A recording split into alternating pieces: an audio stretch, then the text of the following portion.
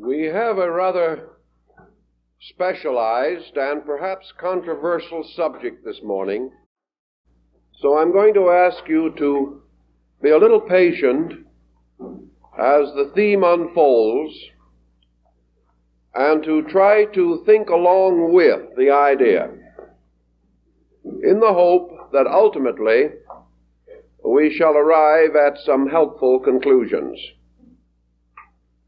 In the first place, we realize that what we call modern science is moving gradually toward a recognition of many spiritual facts and principles which were not considered proper scientific subjects 20 years ago or even 10 years ago. Even in the world of science, materialism per se is gradually losing favor. Yet this shift from one attitude to another cannot be a shift backward into older beliefs and concepts entirely. Equipped as we are with certain information which we have never before generally possessed, we must expect our recent findings to affect our convictions on almost every important subject. In the last 20 years, we have expended an incredible sum of money, running into hundreds of billions of dollars, in research along scientific and industrial lines. A great part of this research has been dedicated to defensive military equipment. This tremendous amount of human endeavor, had it been in part at least directed into the study of man himself, might have clarified many issues still hopelessly confused, and could well have made it unnecessary to expend this vast sum upon military armaments of one kind or another. Yet man, by nature and habit, has followed certain inclinations which minority groups do not admire, but which they also recognize to be necessary, considering that man is what he is, and we must always work from the foundation that we may not expect from the human being that which is not probable or reasonable. In the search for a spiritual philosophy of life, science is beginning to investigate what we now generally term, rather inadequately, psychological phenomena.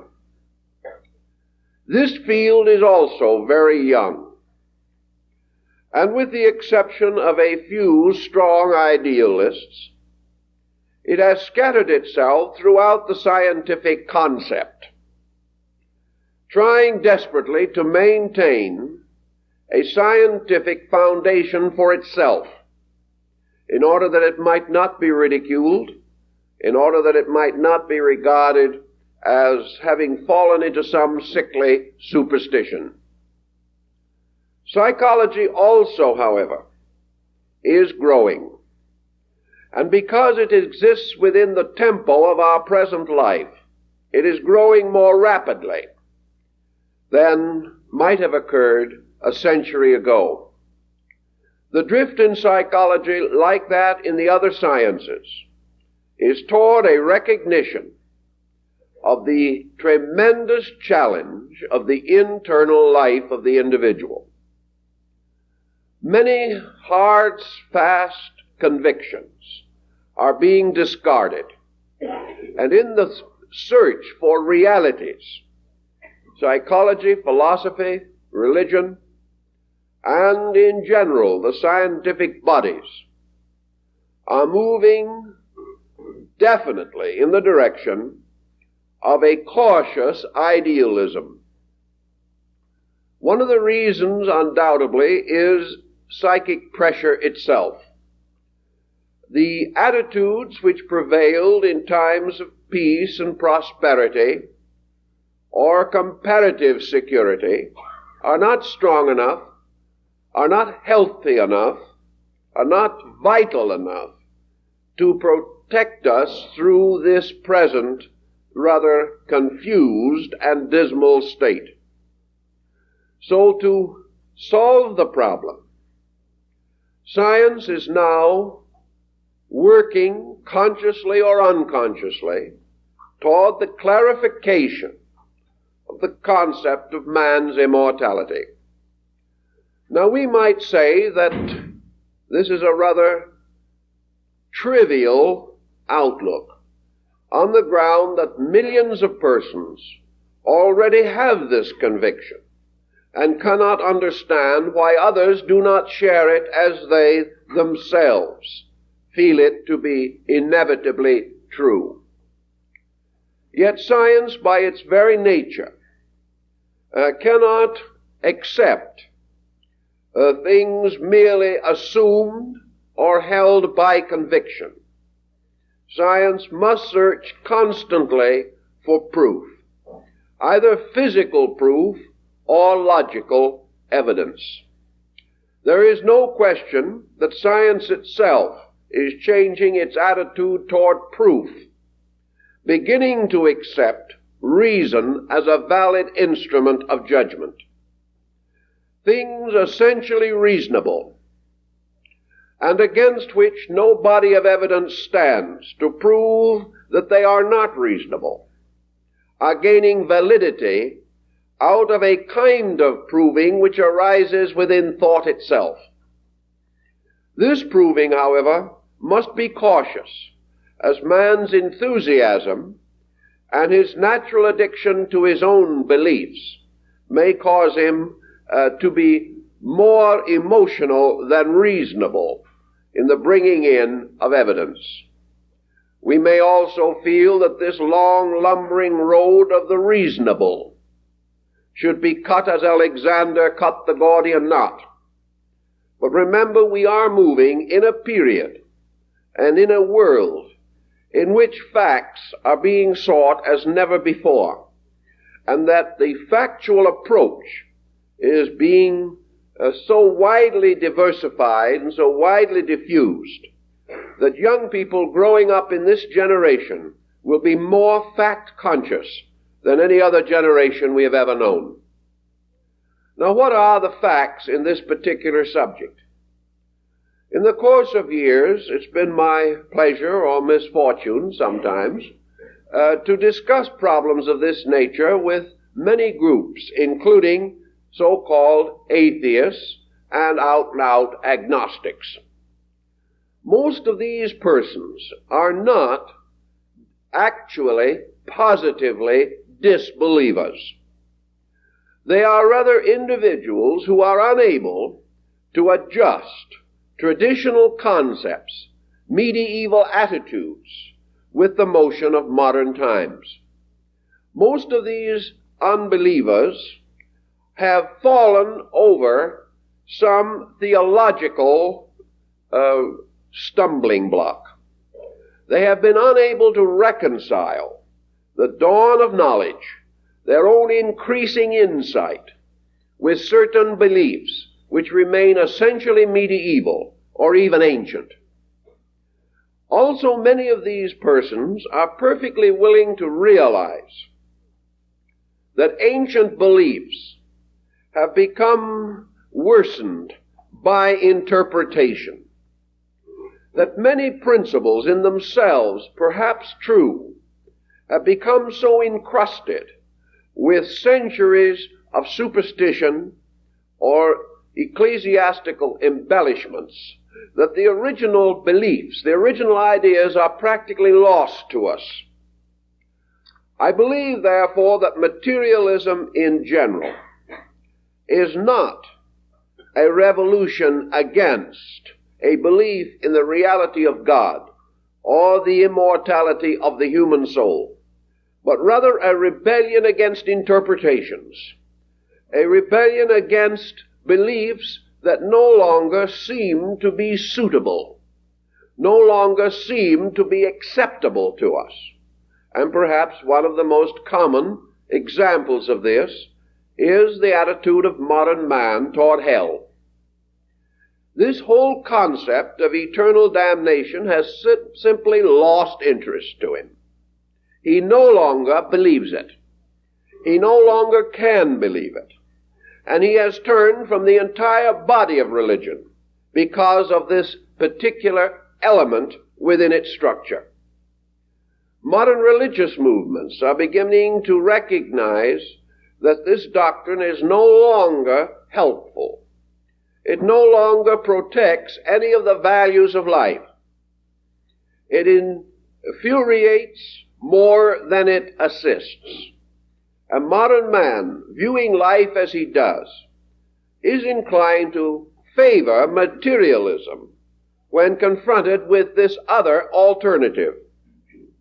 Yet this other alternative is itself interpretational.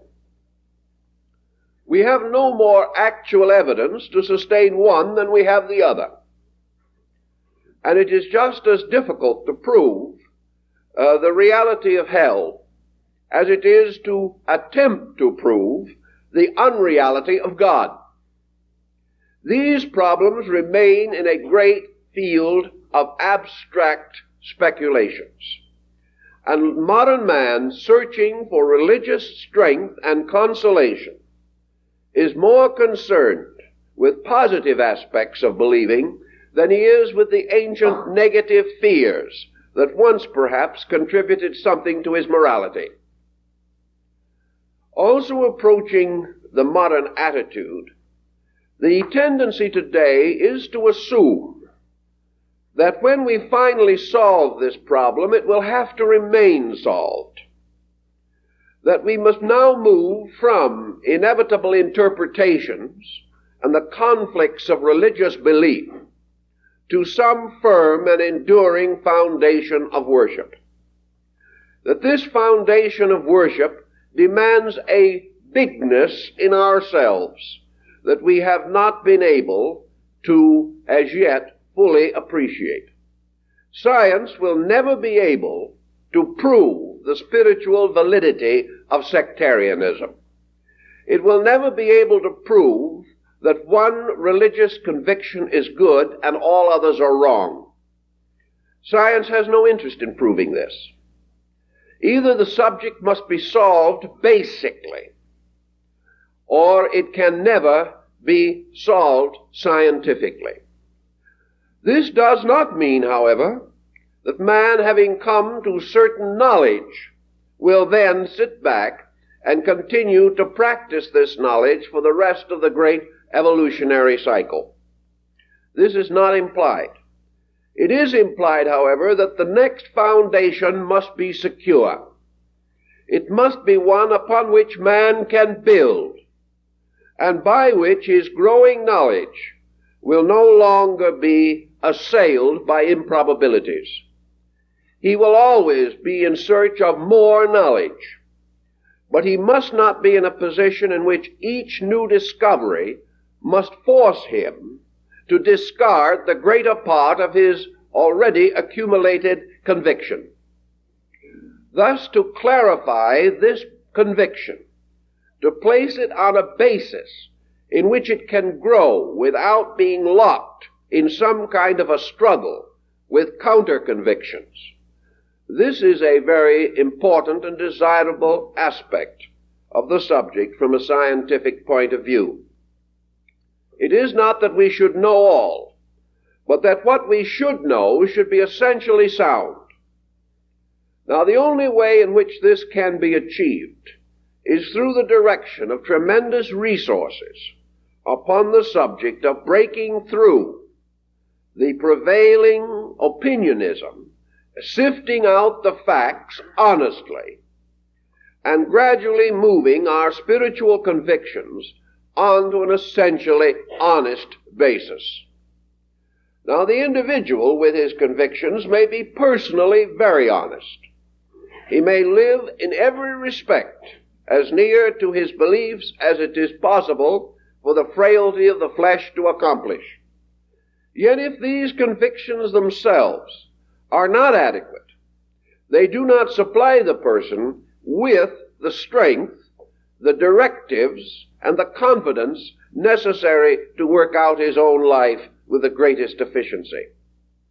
So what we are searching for, both scientifically and religiously, and on the scientific level, especially psychologically, is this firm ground, this discovery of one or two essential principles which are not likely to change, and upon which we can then begin to build increasing penetration and knowledge and substance relating to the spiritual life of ourselves. In psychology, a number of discoveries have been made, and these discoveries have in many instances involved material previously regarded as religious. For example, it has involved the visions of saints and mystics. It has involved various types of clairvoyant and psychic phenomena. And it has also come into contact with the extrasensory perception gamut and related fields. 1,000 years ago, all of these subjects were totally religious. And interior experience, particularly of a mystical nature, together with certain phenomenal experiences such as visions, portenting dreams, and things of that nature, were regarded as the best source of proof of the immortality of the human soul. In other words, most persons' convictions about immortality are based either upon some inner instinct, which is strong and irrepressible, or upon historical evidence derived from the lives of mystical philosophers, spiritual teachers, and world saviors. These evidences are now, many of them, within the field of psychology rather than essentially the field of religion. Psychology, therefore, to go on, has to go into religion. And religion, to go on, has to begin to consider the psychological evidence. That this consideration is being mutually given, we also find to be factual today. We find the introduction of pastoral counseling into churches. We find a work on psychology for the priests under the imprimatur of the Archbishop of Quebec, speaking for the Catholic world. We find that these motions of ideas cannot be stopped. They are moving distinctly, forming bridges, forming patterns of relationship between fields otherwise and previously totally isolated. In this concept also, then, the study of immortality must develop upon a basis in which it is not necessary to fall into certain beliefs or attitudes no longer held as reasonable. Now we may say this is audacity and follow the ancient concept that with God all things are possible.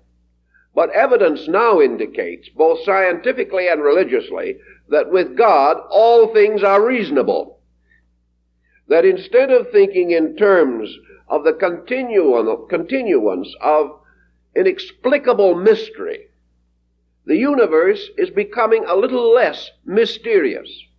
It is full of mysteries, but these mysteries are no longer regarded as something magical, something transcending knowledge, something contrary to all laws and all common sense, nor as something so actually and completely recondite that no human being dare to approach it. These concepts are vanishing, and we are beginning to sense that the universe is a type of thing that does not have to be reticent about being explored, that the individual is not unreligious because he seeks for facts. He is not sacrilegious because he dares to believe that the sovereign power at the root of life wants him to know, rather than wants him to remain ignorant. Building upon this basic value, we then begin to search for an explanation of life, a seeking after life and its laws, its truths, and its principles, which can be reconciled with religion, philosophy, and science, calling all three of these to the fullest use of their resources, and recognizing that the total discovery cannot be made without the coordination of these three powerful factors. These are the three legs of the great tripodium of Delphi, from which came the oracle of the gods. In studying this matter, we begin to feel also that it is no longer going to be a complete choice between one belief or another. Looking around us, we cannot say with certainty that any of the interpretations that we now possess is adequate. This does not mean that we discard these other beliefs. We must first of all begin to recognize that we have never known these beliefs. We have known only our own attitude toward them. We have never really explored these beliefs reasonably. Those which were strange or dissimilar we rejected empirically, or perhaps experimented with as a dilettante, wondering what they were all about. Those we did believe and accept, we also accepted empirically, simply on the belief or on the assumption that what we accept is true. This kind of approach means that nearly all religions in the world have been sold short by their own followers. These religions have not enjoyed the thoughtfulness to which they were entitled. Instead of trying to understand, man has passed through cycles of acceptance and rejection, resulting rather in fanaticism than enlightenment. This situation will also change, because man's attitude toward religion is no longer to be one of complete wonder, of prostration before the unknown. It is man's realization today that he is gradually but inevitably forming a fraternal relationship with the universe, that he must ultimately become a powerful agent in the outworkings of the divine plan. And for this he must understand and must know and must have adequate spiritual insight. That such insight is possible, no one denies. That such insight has been neglected, everyone knows. So in searching on these grounds, we do not wish to for one instant detract from the dignity of man's spiritual questing, but to point out that in our modern world, mere dignity is not any longer a substitute for reality, and that worship as we have known it has not served our purpose as it should, has not prevented war, crime, delinquency, poverty, as it should have done, simply because man himself did not approach the subject correctly. We must either assume that the heavenly worlds are weak, or that man is weak. And it is a safer assumption in the face of irrefutable evidence that the weakness rests with man and not with heaven. Therefore, it is high time for man to strengthen his point of view and strengthen his understanding of value. The search for immortality has been largely based upon a level of symbolism. This level of symbolism divided the world into two hemispheres, one visible and one invisible. These two hemispheres we call the life and death faces of life itself. Immortality assumes the continuance of life in the dark, unknown hemisphere, and follows somewhat in the old Egyptian belief that the sun at night, riding its ship across the sea of heaven, when it descended in the west and disappeared from our view, ascended in the underworld and continued to light the souls of the deceased for the following interval of hours until the sunrise in our sphere again. There is some question whether we shall be able to physically and scientifically justify this position. It is somewhat unlikely also that we shall be able to justify the Egyptian belief that the rich farmer passing into the other life as a reward for his virtue was awarded a particularly fertile area of 40 acres alongside of the celestial Nile with adequate equipment, a fine team of oxen, and was therefore able to get 2 crops a year by alternating for the rest of eternity. This was originally a symbolic thinking, and man gradually made it so literal that he proceeded to offend other men with his literality, with his literalness of approach. It will no longer be possible to assume that what we call heaven is some form of after-death wonderland in which the individual will live on as he has here and will at the same time live on in a location, a place, and in this place will be gathered all that went before him. Man archetypally has developed this notion. Therefore, it has to mean something. But it has to mean something different from what we have assumed it to mean, because we can no longer actually find in these explanations the solution to our own living. We can no longer follow the ancient Nordic belief that the after-death state of heroes was that they would feast all night and fight all day. This thinking meant something. What did it mean? It meant heaven as the great compensation for the inadequacy of life here. It was the individual feeling convinced that all that he could not accomplish here, he would accomplish there, and that any joys denied him here would be accorded him there. And around this was tied the string of morality by means of which he had to earn this better state by his life here. There are principles in this that are essentially true, but the interpretation of these principles has led gradually to so literal, so physically posited an attitude toward the afterlife that modern thinking, particularly of a scientific nature, simply cannot accept such an attitude or such conclusions.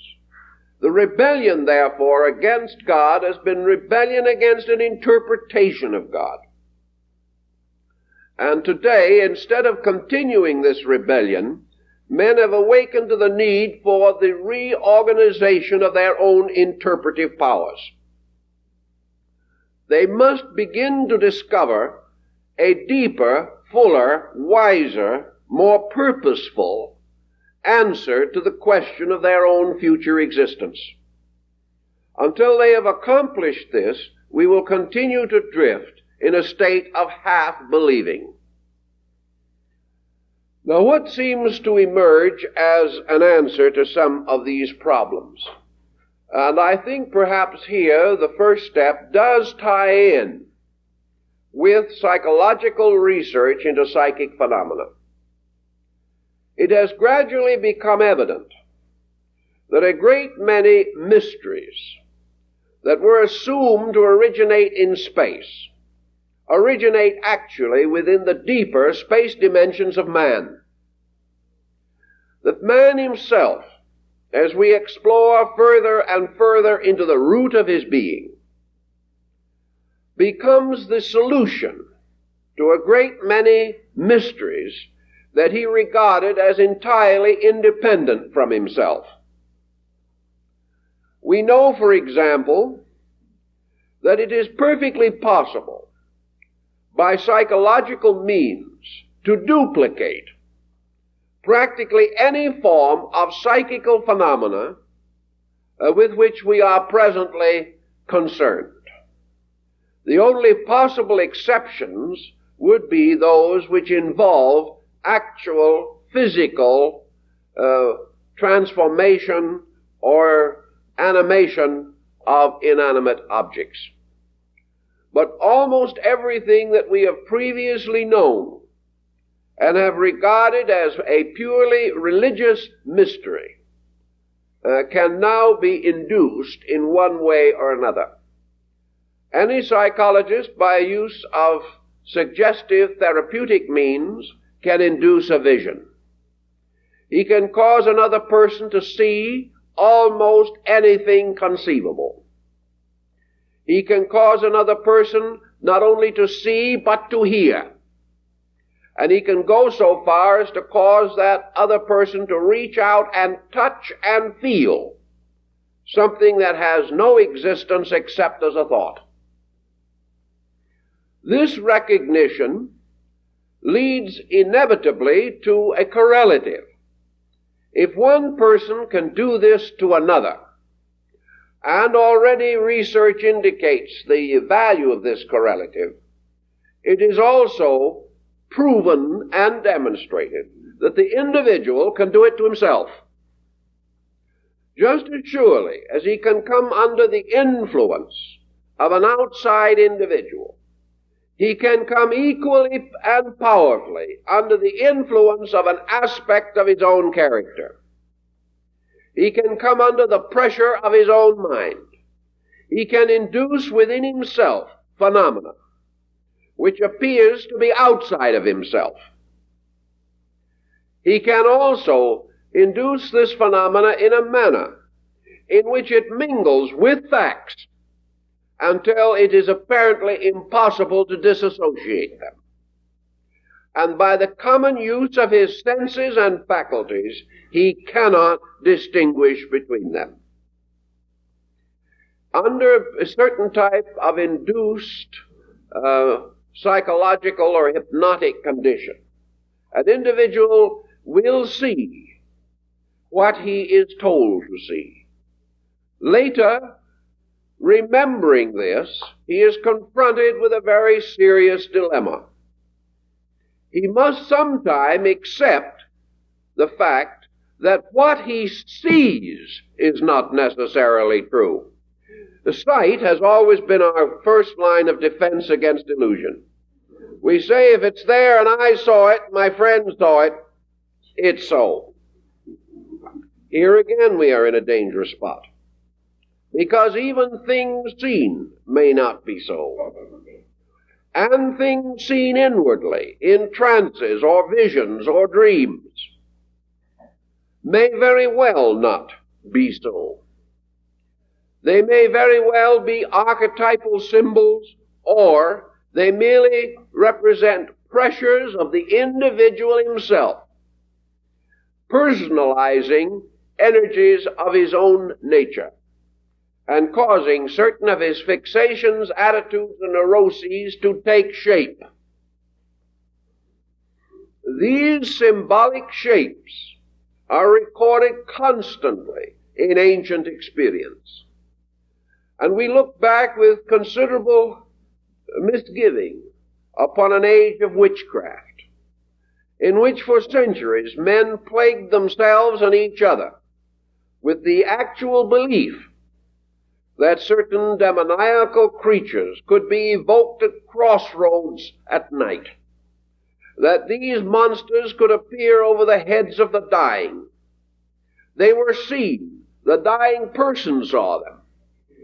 Others claimed to see them. And at the height of the pressure, nearly everyone saw them. And because these things were seen, no one dared to doubt them. And we were not yet well enough equipped in our knowledge of psychological principles to realize that this was a delusion of masses. That these things create within the individual a tremendous visualizing power, and that he does not necessarily retain awareness of this visualizing circumstance.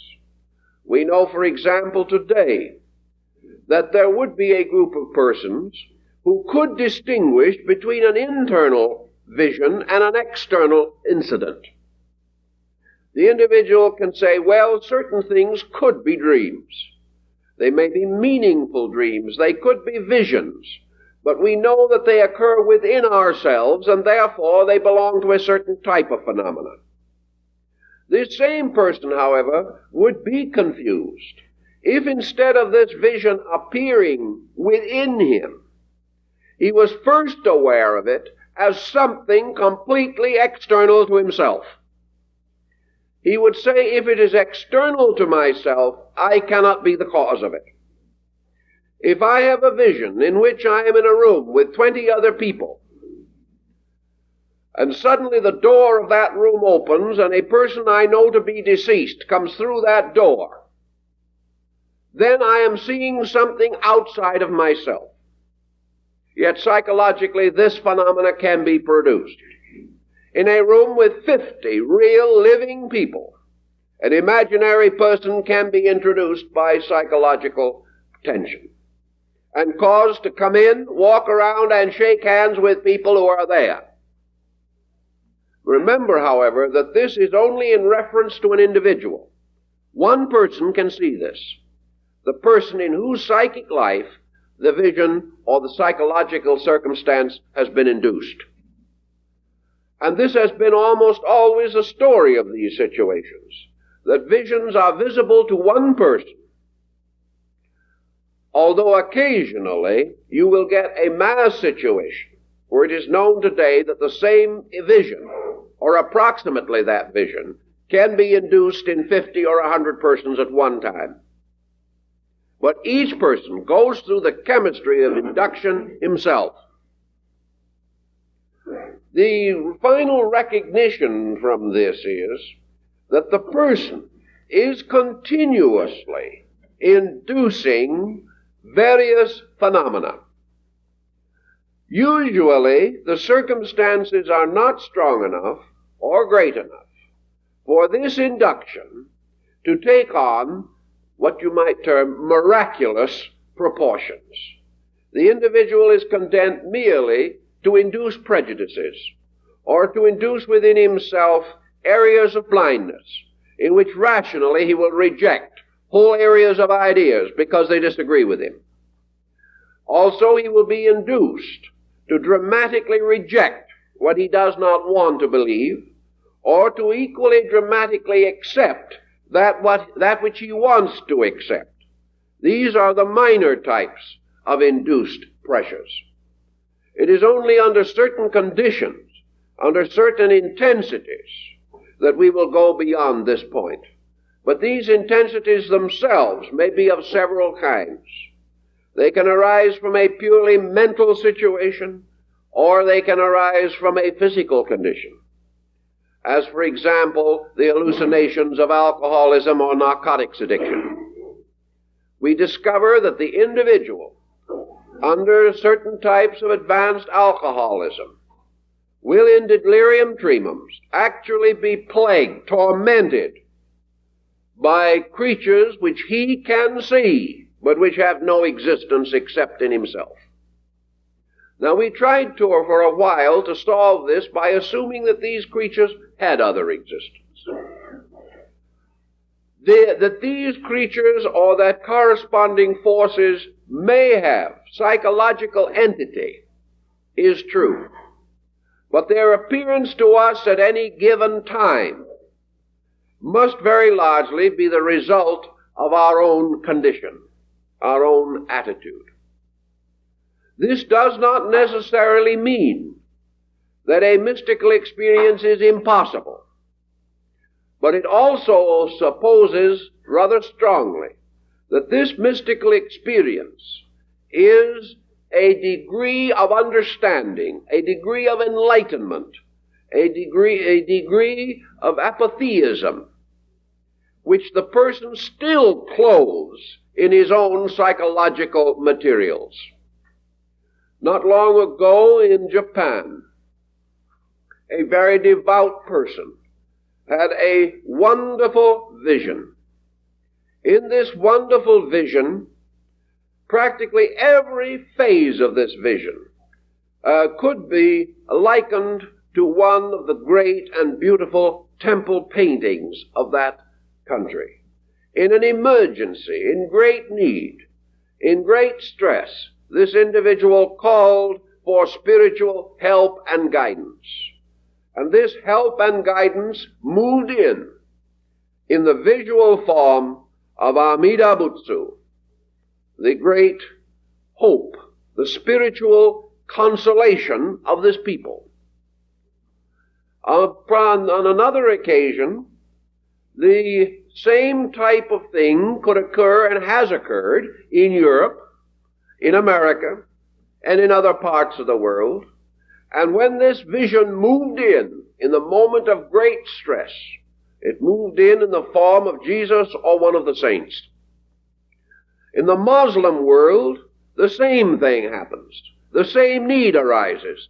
The same human emergency exists. And under these conditions, the person seeking help may, as in the case of Jalaluddin, see the wall of his little room open, and one of the great ones, one of the masters of mysteries, in his green robes and turban, might come through the door or through the wall and appear to the believer with the full spiritual intensity of impact which changed the life of Jalaluddin and made him dedicate his entire career to the religious service of his fellow men.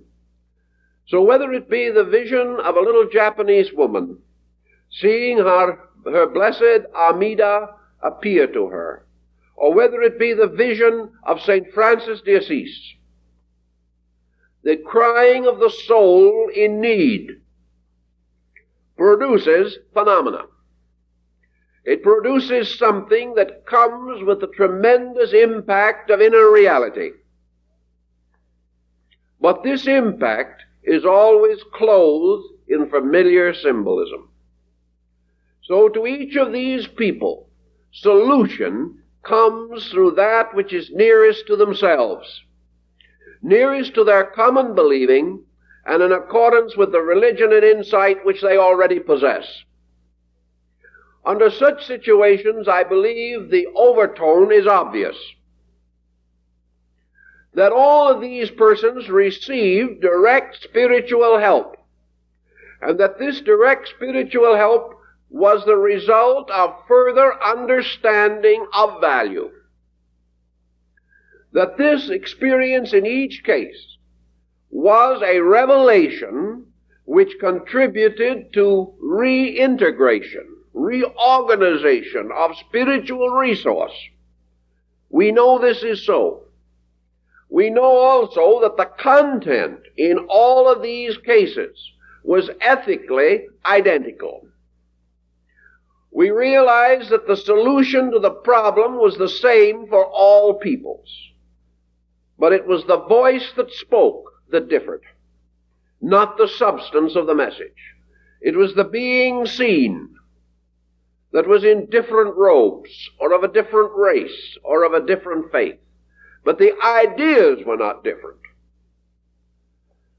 if psychology really catches on to this fact, it will probably go through a series of experimental changes. Its first effort will, of course, be to thereby indicate that the individual has created his own religion. This would, for the moment, seemingly support a materialistic position, namely that all spiritual instruction is auto-hypnotic. But a little further research will reveal something else, namely that the substance of this instruction arises not in an individual, nor in any group of individuals, but arises in the common experience of life itself. Therefore, that this experience is actually a revelation toward that which is eternally true. That it is not the substance that arose within the individual, because man does not possess reality. Reality possesses man.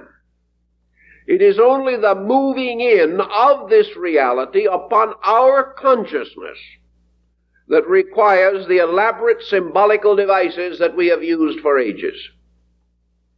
Psychology will ultimately, therefore, come to realize that these visions, these archetypal appearances, are only possible because behind them is a universal availability of truth. Otherwise, they could not come to the individual. It is not the truth that man manufactures.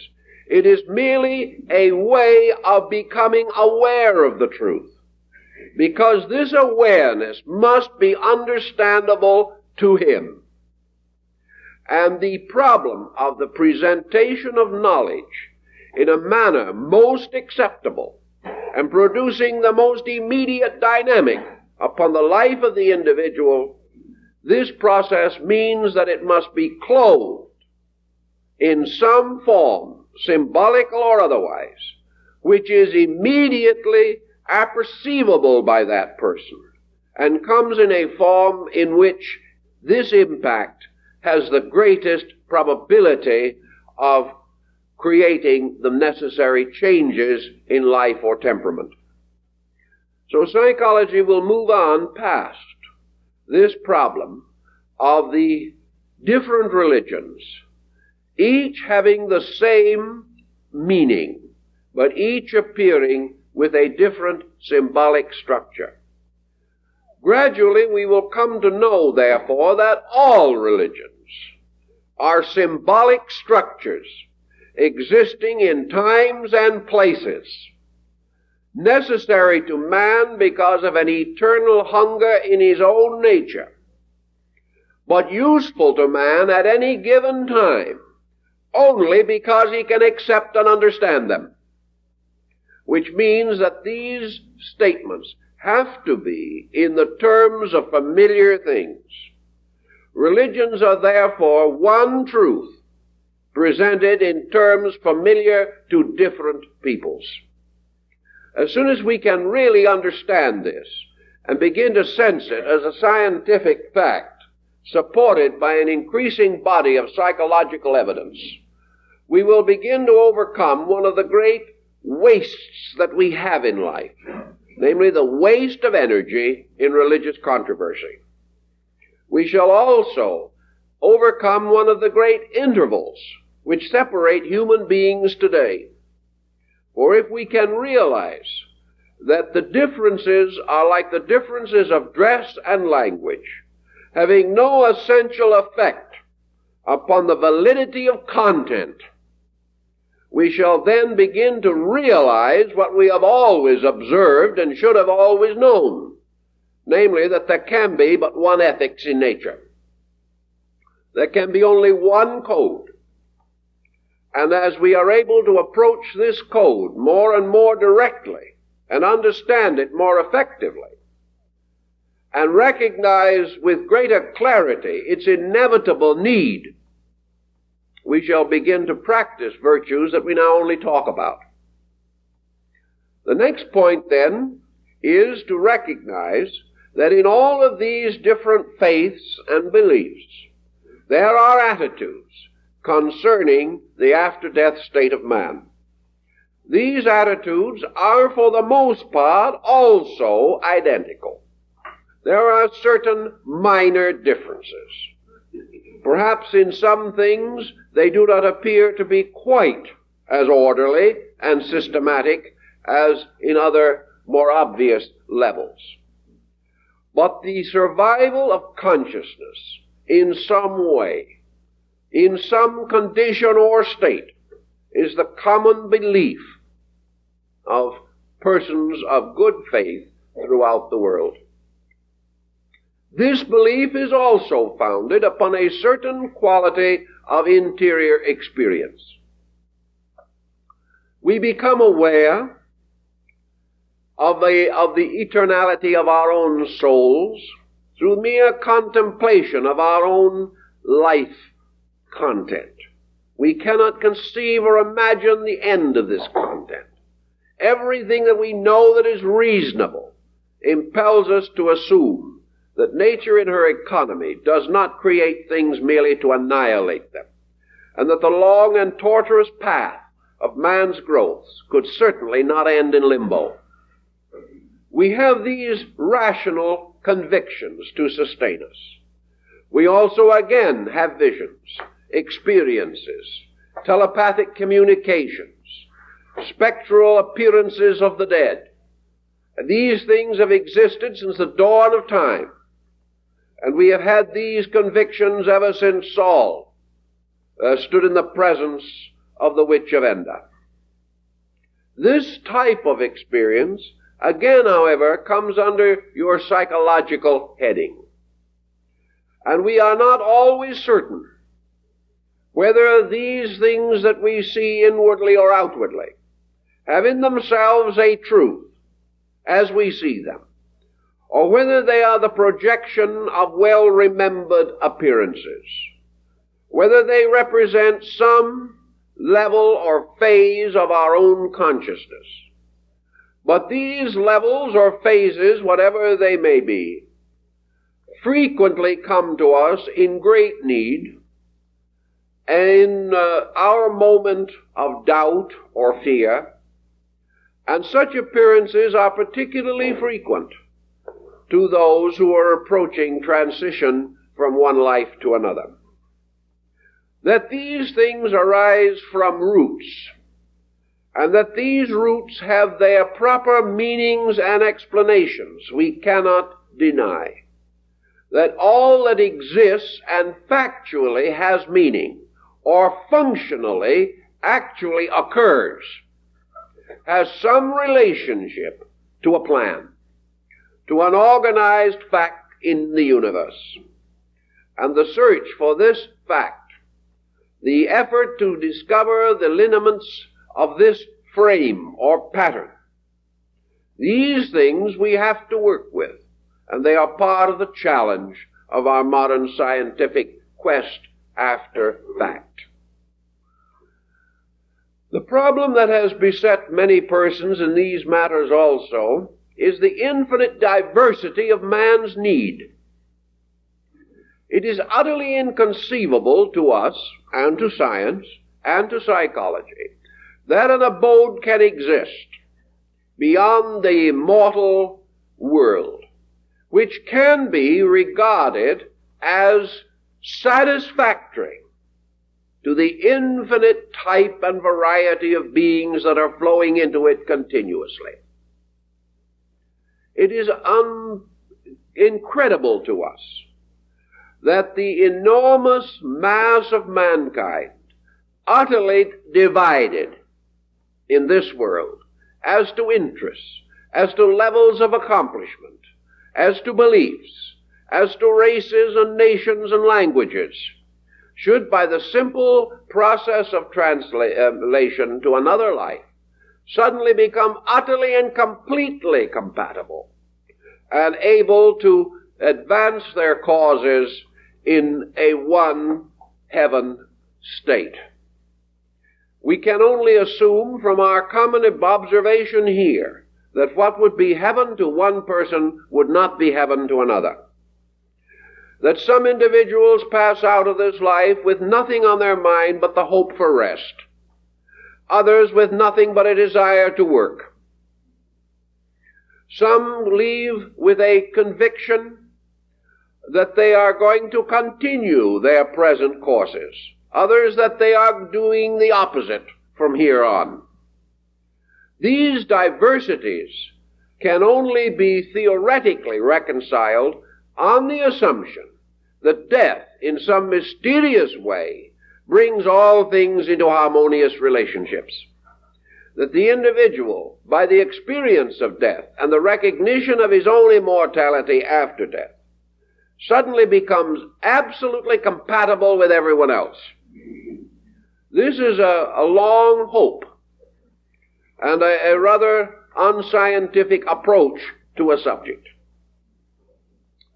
Also, there are innumerable other very difficult hurdles to cross in trying to think through an after state that would not violate the facts we have here, and at the same time would be equitable to all concerned. Unless we are able, through our researches, to discover an honest universe, we have failed utterly. Man, because he is not too honest, but would like to be more so, worships or reveres the very honesty that he does not find the strength or inclination to practice. In the long analysis of things, we remember most those who were our truest benefactors. Perhaps in their own day we crucified them, but in the course of ages, men have indicated that they respect virtue even though they cannot practice it. So that in our subconscious searching for reality, we must find a beautiful reality. We must find a noble reality and a virtuous reality. If we cannot find these things, we do not even wish to seek. We wish nothing more that constitutes disillusionment. Yet if we believe that this universe has any principle of reason in it, if it is controlled by a power possessing intellect, insight, understanding, wisdom, beauty, faith, or love, then the state as it is must be good, whether we know it or not. The fact that we cannot discover this good in no way alters its dimensions or proportions. It must exist. Man, therefore, must also possess the faculty to discover the good, to discriminate between things that seem to be good or bad for a time, and those other things which have a goodness in eternity, have a reality and a surviving beyond the limitations of the changing and shifting patterns of human society. The search, then, for the beautiful good, what my old friend Claude Bragdon called the beautiful necessity, borrowing in his turn from Emerson. This concept means that our understanding of the larger universal life must be our discovery of the beautiful necessity, of that which has to be in order to sustain the meaning of anything. Modern research is indicating more and more the fact of meaning. We are discovering as we go, slowly it is true, that things are meaningful, more meaningful than we ever suspected. And we are discovering that the shallowness is not in things but in ourselves. And therefore our growth is the deepening of our own nature and our own understanding. With these realizations in mind, we also begin to search for more knowledge of man's constitution on the invisible side of life. What survives? If man as a being has an existence beyond present existing conditions, what is it that has this subsistence? To what degree does body, change or alter the proportions and relations of consciousness. Is the loss of body the simple wiping out of physical existence? Is it that the individual seems to awaken from a dream, or rather perhaps from a sleep that ceases to be meaningful in dreams? Does the person simply discover a world ending in himself and his own being going on? Is it as though he closes a door behind him? Does his own existence enlarge? What actually happens to him? Let us assume for a moment that which seems to be the simplest and safest of the assumptions, and probably nearer to the philosophic and scientific approach than anything else we can immediately advance. Let us assume then that the individual, moving from one sphere to another, changes place but not state. Here, in our present life, man's real source of his total existence is his own interior consciousness. This consciousness is also his link with universal consciousness. And the divine power which he worships in nature, he experiences in himself. Therefore, in himself, he creates himself. And more we know psychologically that the happy man is merely the man who has found happiness in himself. The unhappy man, the one who has found unhappiness in himself. That practically every emotional condition in which we can exist, or any mental situation in which we can find ourselves, that these arise from adjustments within ourselves. It must be so.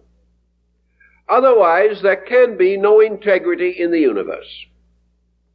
If any individual is the victim of exteriors, of situations which he cannot control, then there can be no law or order in space. There has to be a relationship between the individual and circumstances which preserves the integrity of the universe. Otherwise, we are confronted with a continuing dishonesty in which each person has within himself the capacity to make others miserable, and ultimately to be made miserable by others. Now, in our visible life, we know that we make people miserable, and we know that other people make us miserable. But we also know that this has to be a more or less empiric fact, one based upon observation, upon the use of faculties themselves not correct or not entirely true, or reasoning from an inadequate premise, in which we do the best we can with what we believe, but our believing is not big enough to solve the problem honestly. This type of thinking must come gradually into our natures. And it has to lead us ultimately to the position that was taken by Buddhism 2,500 years ago. Namely, that the individual must finally stand as the cause of his own good and the cause of his own evil. That good and evil cannot be regarded as arbitrarily bestowed by God or circumstances. And modern science will not accept this arbitrary bestowal. All these things must have a ground in common sense. And common sense in this case follows the golden rule exactly. As ye sow, so shall ye reap. The golden rule is either true or it is not true. If it is true, then it must be applicable wherever the appearance of dishonesty or favoritism shows itself in our living. Fighting, therefore, to find out these facts and to move according to them, we come to the core problem of man's survival. Man's survival in any other condition must have a certain ratio to his survival in this condition. Assuming that he does not have a body, this simply means that he is cut off from bodily association with a sphere of life. Having no bridge to it any longer, he cannot share it, partake of it, or actually be acutely conscious of it, except perhaps under certain special conditions within his own life. Perhaps his contact with this world after death is by means of certain faculties and perceptions that can be developed in him, just as here, through the development or possession of such extra faculty powers, he may become aware of another world in which he does not now have a continuing conscious existence.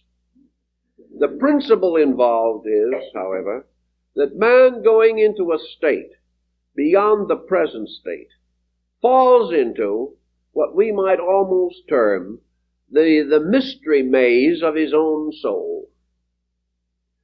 Moving inward towards his own source, as exterior faculties or powers drop away, the individual suddenly discovers that his life is the life of a psychic entity, that his life is the life of a being, and that he is already experiencing that life here, but does not presently regard it as the sovereign reality.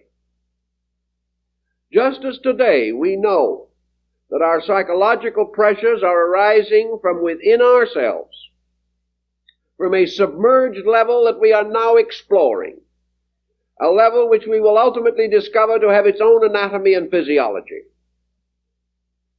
So surely, the most reasonable and probable answer to the state of man after death is that he merely continues upon the level of his psychic entity, that the being behind the body actually represents the surviving self, that the person no longer embodied is the person that we must now reach for by going into our own subjective. But once having cast off body, this bridge is no longer necessary. We are our own subjective. And the moment we recognize a continuance in this state, we also recognize the tremendous symbolical and archetypal significance of this continuance. We realize that this continuance is not necessarily geographical, nor is it necessarily a place as we have come to think. It is a continuance in self. And this continuance in self can be and is a highly dramatic series of incidents, values which can be of the greatest importance to us. This would also fit perfectly into the Oriental concept of rebirth and karma, because particularly in the case of karma, or compensation, the individual meeting the debts of life, the purgatorial concept of the ancient, this concept is nothing more or less than something we already taste here, without realizing exactly its full implications. Suppose we take the person here who cannot live with himself, who must constantly turn on the television or rush in to see the neighbors. The person who has no ability to know himself, who finds association with himself dull and disillusioning, who also finds that it is intolerable after a while. and discovers perhaps likewise that if he is too much alone, he becomes morbid, or he becomes lonesome, or he begins to think too much about unpleasant things. And from loneliness in our present state comes fear and worry and anxiety, persecution complexes, bitterness, jealousies, and innumerable negative reactions, simply because the person is not able to endure himself in a pleasant, compatible, companionable manner. Suppose then that what we term death is merely the individual moving into this subjective field, which he now only touches in his loneliness. Supposing he has to live there. What more immediate and natural method would there be to bringing a complete sense of value? Where could justice be better performed? Where could fate, leaving out all its miraculous values or factors, administer justice and compensation more directly than by simply taking the position that we are what we have made ourselves, and now we have to live with what we are? This then would be a reasonable, natural state of affairs, and a concept of immortality built around such a pattern could not be regarded as superstition or unreasonable or resulting in some glorification of a belief or an opinion. We know now what happens when people live with themselves. We know that to some persons this is a blessed privilege. To others it is a fearful possibility. Yet these persons take these attitudes because of their own conduct, because of the degree of insight they have or have not. Sometimes by the neglect of conduct, sometimes by lack of discrimination, nearly always by lack of self-discipline, the individual is in an impoverished psychological condition. If he must live with his own impoverishment, what greater inducement can there be for enrichment? That the individual may have this type of fuller experience of need. How more naturally and directly could nature continuously remind us of the need for self-improvement? And how could we create such a concept, and how can we sustain it without the inevitable recourse to the doctrine of rebirth? We're having after death discovered a need. How are we going to work out that need? How are we going to justify the inevitable fact that nature does not devise failures, and that nature's purpose and end is that all things shall complete their perfect works? Therefore, nature, to make this possible, to preserve the endless courses of growth, must escape from the man-made attitudes of special privileges, vicarious opportunities. Nature is working only to achieve the end, and that end includes in its structure man's compatibility with his own inner life, which we would call health.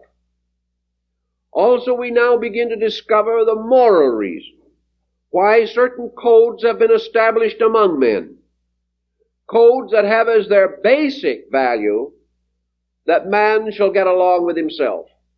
Now, the code is not always so written. It may often appear to be written so that man can get along with other men, that he can fulfill his own social duties, and that he shall keep the rules of an organized society. But in every instance, the achievement of the social end depends upon the individual achievement. It is only the person who conquereth himself who can make the proper social adjustment. It is only the person who has discovered value within who can understand the needs and the proprieties of union with other persons for the advancement of common causes. Thus, the entire program of insight in this world, the whole concept of life itself as therapy, the whole concept of life as universal education.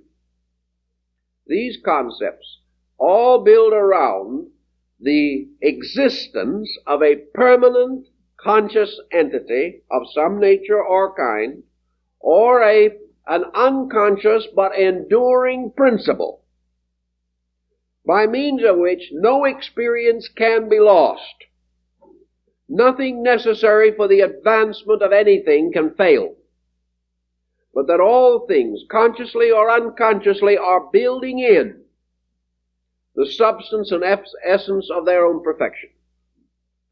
With this type of thinking, we have a strong case for the kind of immortality that we know is necessary to the advancement of both private and public cause. We know also that by means of this approach to the subject, we are able to prove the validity of certain scientific, psychological procedures, and also to enthusiastically hope that these procedures will be improved, will continue to unfold, until they can make a vital therapeutic contribution to the overall understanding of man on the total problem of his existence. If we are able to advance some of these causes, we shall achieve a great deal of good. Incidentally, on the same problem level, we find archetypally coming out of man a continual flow of valuable symbolic information. This continual flow of information is moved by pressure. Now, the individual who has comparatively slight pressures, who is not inhibited, who is not frustrated, who is not neurotic, who has not developed extraordinary or excessive escape mechanisms of any kind, nor is obviously troubled with defense mechanisms, such a person is regarded as existing in reasonably good health. And the reason why he is reasonably well is because he is reasonably compatible with himself. This type of person can live with himself. If he could not live with himself, stress would set in. And if there is no stress, there is on the level of his existence compatibility with his own psychic life.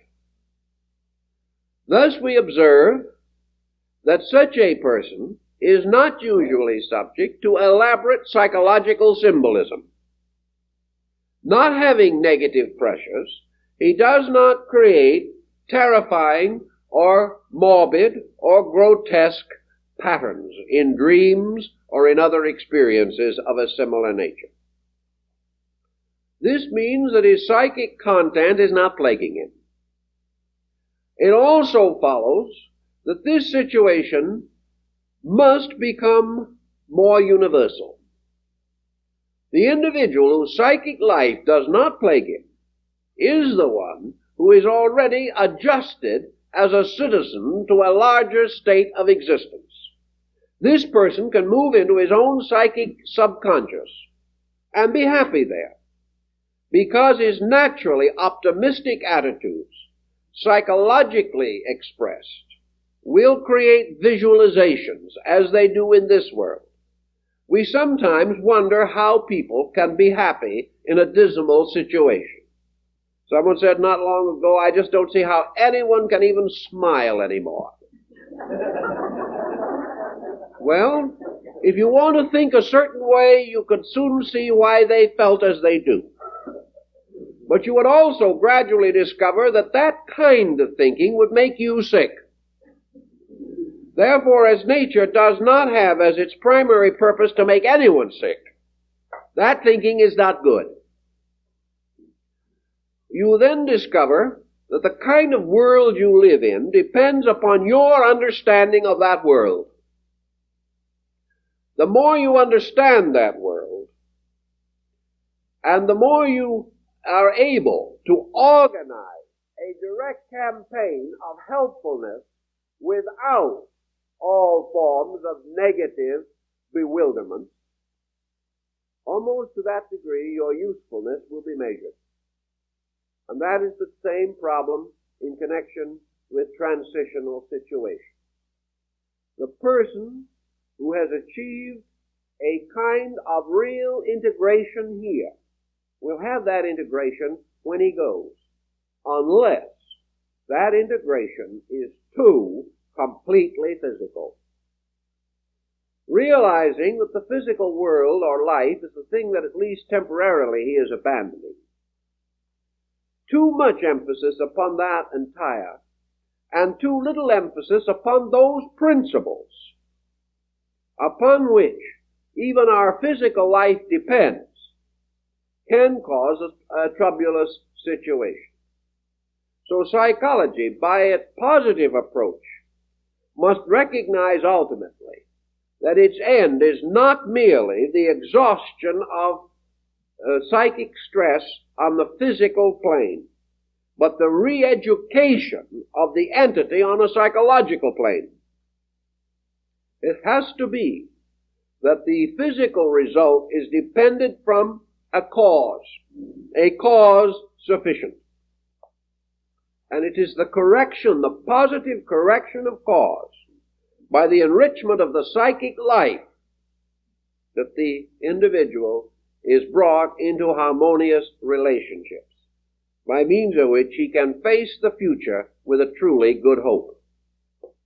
Psychic phenomena bearing upon this gives us the recognition that we do create inside and project the aspects of our own needs, that we are in the presence of a continuous language flowing out from our own subjective life, and that this language has to be read symbolically in a new way. That we have to recognize that these psychic experiences are statements of our psychological needs, and also under some conditions will bear witness to psychological abnormalcies which have to be corrected. The problem of premonition, which also very often comes with this, is once more a psychological pressure, or can be. And this phase of it must be examined before it is completely neglected, and we assume that it is something else. Premonition is insight.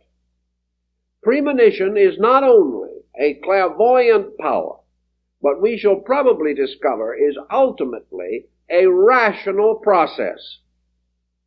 If man's faculties were completely correct, normally and orderly developed, we would not be deceived by anything. We would know with almost certainty everything that is going to occur, particularly within a comparatively small radius of our own existence. We would know exactly the effects of causes that we are setting in motion.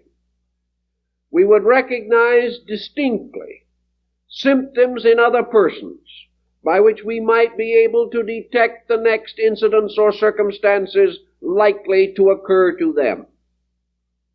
The facts of things are written on them, but we have not the wit to read the writing.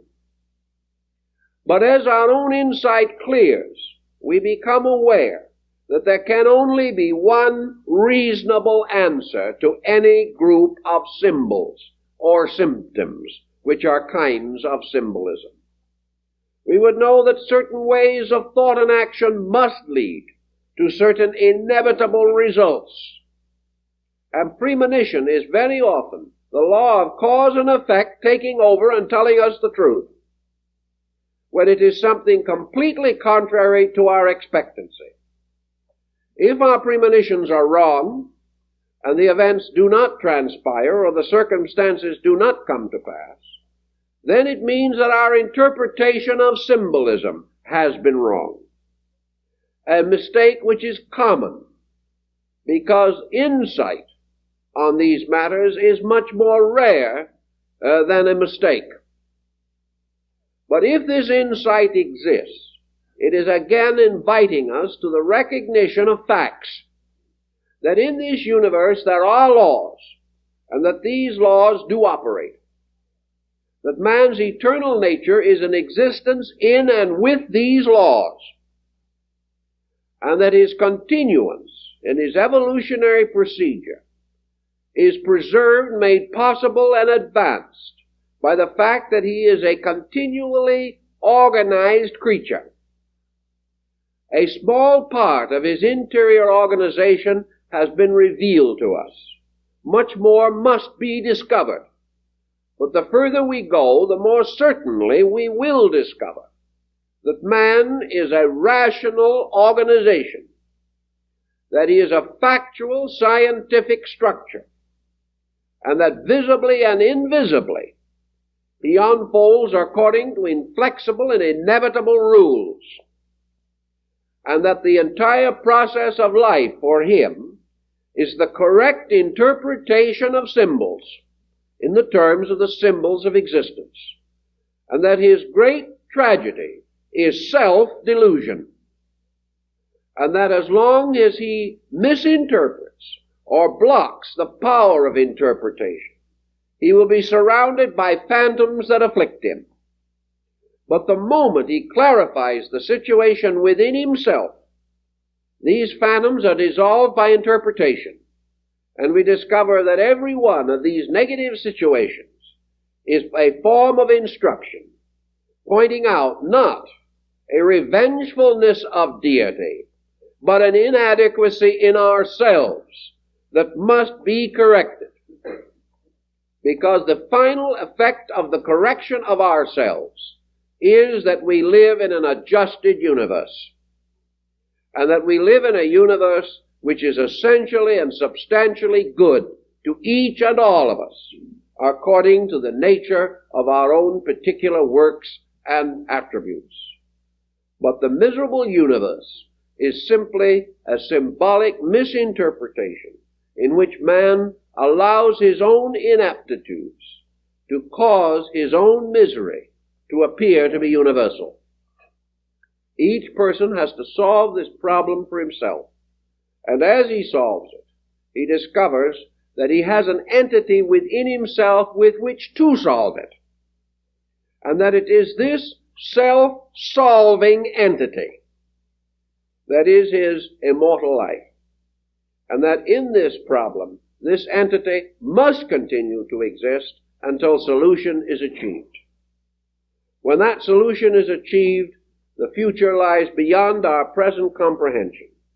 We cannot postulate that which we cannot experience, but we assume that the road of evolution or growth applies in the case of man principally to the psychic life, which is revealing itself and unfolding itself to us more every day, and that the conquest of the soul in man and its organization into the purposes for which it was created, that this is the next scientific step, and that it must be taken with the full help and cooperation of enlightened philosophy and dedicated religion. These working together will help us to put man on an understood basis. And from that point on, we can work with him because we know him. Whereas today, we work with what he appears to be, and we are never sure whether we are helping or not. I believe this is the direction on which this subject is almost certainly going to turn as the years that lie ahead come into their fulfillment. Well, time's up, so they'll have to stop for more. I'm going to ask you to be patient with me this morning for a series of announcements which I feel are rather important to make. So I'm going to ask for your cooperation. As we mentioned a couple of weeks ago, our old friend, who was well known in this area and among many of our people, Mr. Paul Fogg, passed on a few weeks ago. We're going to have a little memorial service for him here at headquarters in this room at 2 o'clock on August 30th, Sunday, 2 o'clock, August 30th. That is about an hour and a half after the conclusion of our regular Sunday morning service. This will be a memorial service. Many of you knew him. Many of you know friends of his. Will you please tell anyone whom you think will be interested that we are going to have this ceremony, this little memorial service for Mr. Paul Fogg at 2 o'clock on August 30th. And we invite everyone who knew him and friends to be present for this brief service in tribute to a person who has been associated with me and the things we have been doing for over 35 years. So that we hope that all of you who are interested will come. Next Sunday morning, we want to bring to you some recent findings on color symbolism as it relates to psychoanalysis and also to the great religious symbols of color that have been used through the ages. That color symbolism is part of our great psychological problem we well know and fully appreciate. I'd like to also call attention to the fact that this afternoon from 1:30 on, the PRS Birthday Club, which has a group of friends who gather according to the birthday signs under which they were born, will entertain in honor of the three signs, Gemini, Cancer, and Leo. Now, if you do not know which one you are by any chance, you may always ask at the desk, and this priceless information will be bestowed upon you. This will be the last of the Zodiac parties held in the year since September 1958. Luncheon will be served, and the proceeds will be dedicated to the equipment fund of our auditorium. The afternoon of pleasantry will be held at 946 North Mariposa Street, Los Angeles 29. You may see the bulletin board for the details of this, or make reservations of last minute, of course, in the lobby, or you can telephone Normandy 2 4866, Mrs. Gertrude Eisenberg. If you're interested in joining this little festivity this afternoon, please communicate with the friends or jot down the address and phone number from our bulletin board. On Tuesday evening at 8 o'clock at headquarters, right here, the Friends Committee is holding a special meeting to discuss the possibility of a Sunday morning children's hour.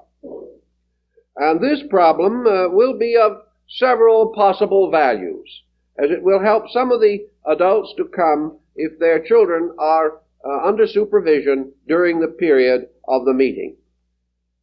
This is to be, at this time, only in the discussion class degree. We want to find out the general feeling of the friends, whether such a group should be created.